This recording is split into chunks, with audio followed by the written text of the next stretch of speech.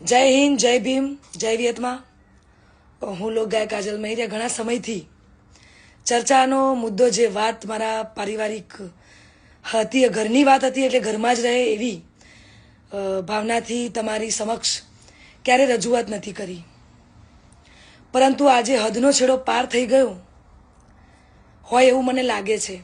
આજે વિડીયોના માધ્યમથી જણાવું છું કે ગત તારીખ 10/10/2025ના રોજ મેં મારી મરજીથી અને પૂરી સ્વભાન અવસ્થામાં ભારતીય સંવિધાનના નિયમો અનુસાર ભારતના સ્વતંત્ર નાગરિકતાના નિયમ મુજબ પુખ્ત વયે મેં મારી મરજીથી અલ્પેશ જોડે લગ્ન કર્યા છે.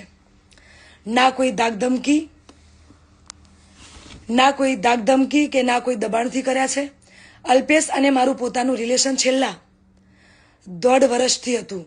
આ વાતની જાણ મારા પરિવારને મેં કરેલી, પરંતુ એમની રાજીપો ના હોવાથી મેં મારી જાતે મારું ભવિષ્ય, મારી જિંદગી મહત્વપૂર્ણ નિર્ણયમાં મેં મારી જાતે લીધો છે. એ બાબતે મારો પહેલો ઘણો કે છેલ્લો ઘણો જવાબ આજ રહેશે અને આજ હશે. તો ખાસ જણાવું છું કે અમે બંને રાજી ખુશીથી રહીએ છીએ.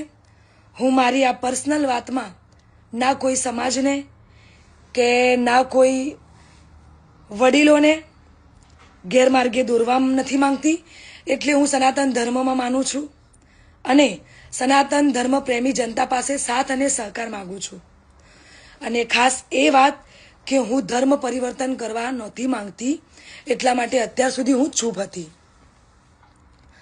આ નિર્ણય પર અડગ રહી છું એનું કારણ કે હું સનાતની છું અને મારા પરિવાર દ્વારા અલ્પેશ અને મારા પર જે આક્ષેપો નાખવામાં આવ્યા છે, અલગ અલગ ધમકીઓ, મારી નાખવાની, ઉપાડી દેવાની, આ બધી ધમકીને અને ખાસ કે મારા સાસરે એટલે કે શેરથા જઈને જેમ તેમ બોલી અને ધમકીને આપી બધી વાહિયાત વાતોથી કંટાળીને તમને બધાને વિડીયો દ્વારા જણાવું છું.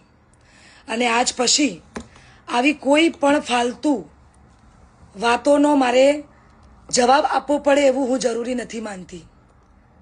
તો પ્લીઝ, આજ સુધી મેં લોકોનું અને મારા પરિવારનું જ વિચાર્યું છે, પણ હવે હું મારું વિચારીશ. આ ઉપરાંત કોઈ પણ ખરાબ કોમેન્ટ કે હેરાનગતિ પહોંચાડશે તો ભારતીય ન્યાયતંત્રની મદદથી કાયદેસરની કાર્યવાહી કરવામાં આવશે. જય હિન્દ, જય ભીમ, જય વિયતમાં.